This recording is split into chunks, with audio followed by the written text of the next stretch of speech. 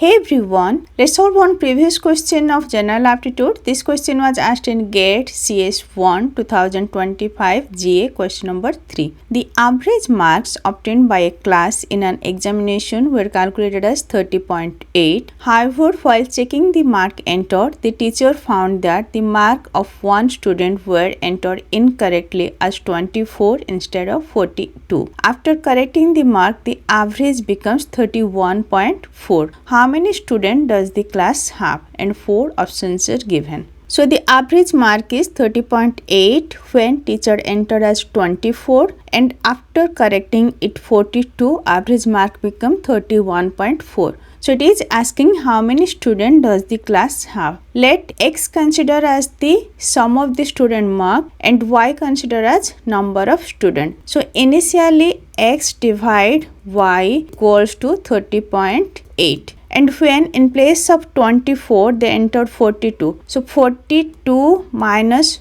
24, it's 18. X plus 18 divide y equals to 31.4. Now from this we need to find y value, and y is the number of students in the class have. So x divide y equals to 30.8. We can say x equals to 30.8 y. We can take y to right side. Next, x plus 18 divide y equals to 31.4. So x plus 18 equals to 31.4 y. We can take this y to right side. Now we got two equations. X plus 18 equals to 31.4 y minus x equals to 30.8 y. So x minus x will be cancelled. 18 equals to, so 31.4 minus 30.8, it's 0.6. So 0.6 y equals to 18. Now what will be y value? 6 divide 10 y equals to 18. So y will be